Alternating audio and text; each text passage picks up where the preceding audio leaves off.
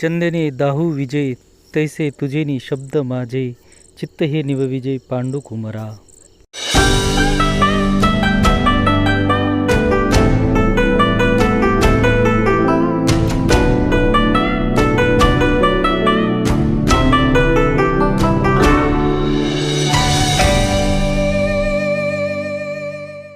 दाहू विजय तैसे तुझेनी शब्द माझे चित्त हे निवविजय पांडू कुमरा.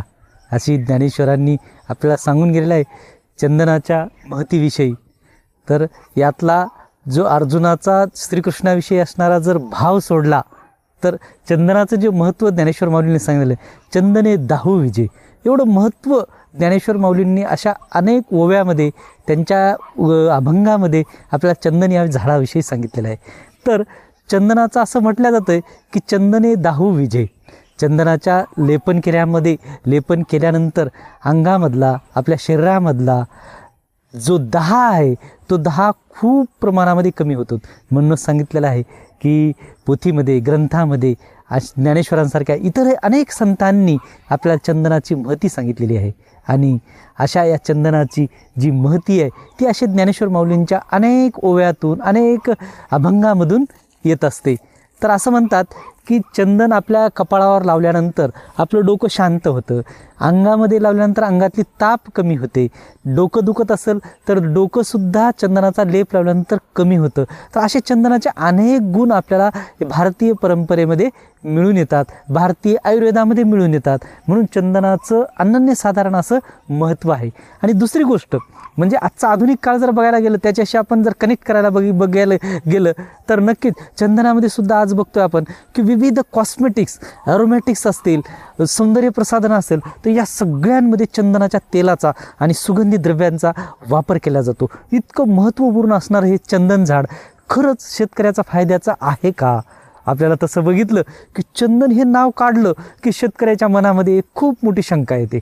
अरे चंदन झाड आहे बाबा, की त्यांच्यासमोर लगेच उभा राहतात चंदन तस्कोर, त्या ठिकाणाहून चंदनाची झाडं इतकी चोरीला गेली, अशी शेतकऱ्यांची इथल्या या ठिकाणाहून चंदनाची झाडं चोरीला गेली, असे अनेक प्रश्न शेतकऱ्यांच्या मनामध्ये येतात. पण शेतकरी एवढं करूनसुद्धा म्हणावं तितकं आजच्या काळामध्ये शेतकरी चंदन लागवडीचा काही प्रयत्न करत नाही आणि किमान धाडसही करत नाही. तसं आपल्याला माहिती आहे शासन स्तरावर याविषयी असणाऱ्या काही योजना पण नाही आहेत आणि शासनाचा शेतकऱ्यांविषयी असणारा जो सपोर्टिव्हचा जो बाण आहे तो पण नाही. म्हणून शेतकरी आजसुद्धा इतकं महत्त्व असूनसुद्धा चंदनाची झाडं लावण्यासाठी शेतकरी मात्र स्वतःहून कधीही पुढे येत नाही. तर आज मात्र तुम्ही पाहताय की त्यापैकीच मी एक शेतकरी आहे, पण मी सुद्धा चंदनात लागवड करण्याची थोडीशी डेअरिंग केलेली आहे किंवा थोडंसं धाडस केलेलं आहे. तुम्ही बघताय की माझ्या या चंदनाच्या बागेमध्ये 300 ते 350 झाडं या ठिकाणी आज डौलानं आणि छानपैकी उभी आहेत. तुम्ही बघताय हे पहा चंदनाचं झाड. आज या चंदनाच्या झाडाला 10 वर्ष झालेली आहेत आणि या झाडाचा जर आपण परीघ बघायला गेलं तर जवळपास 60 ते 80 सेंटीमीटर एवढा हा परीघ झालेला आहे.